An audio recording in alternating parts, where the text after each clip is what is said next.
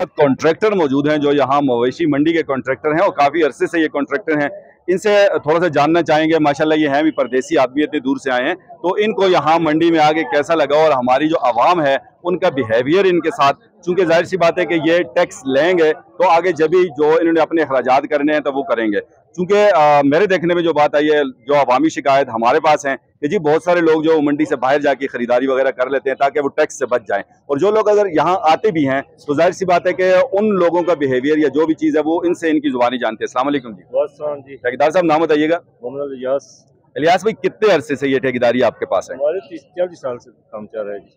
अच्छा, यहाँ पे चूंकि लोग जो आते हैं जब ये खरीदारी करते हैं उसका जो टैक्स है इजीली लोग पूरा टैक्स आपको दे देते हैं या कोई मुश्किलात होती हैं? वो कुछ देते हैं, कुछ नहीं देते हैं जी। उसको अगर परसेंटेज के हिसाब से आप देखें तो कितने परसेंट लोग देते हैं और कितने परसेंट नहीं देते? बस आधा कर लेंगे, सब कर लें उसका।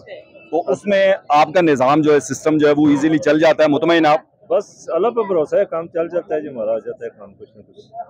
तो इसमें आम आवाम से आप क्या रिक्वेस्ट करना चाहेंगे कि वो आपके साथ किस तरह ताउन करें? हाँ, आप हैं भी परदेसी आदमी हैं। बस हम हमारे भाई हैं सब, हम जहाँ काम करने के लिए हैं, उनका काम है हमारे साथ ताउन करे।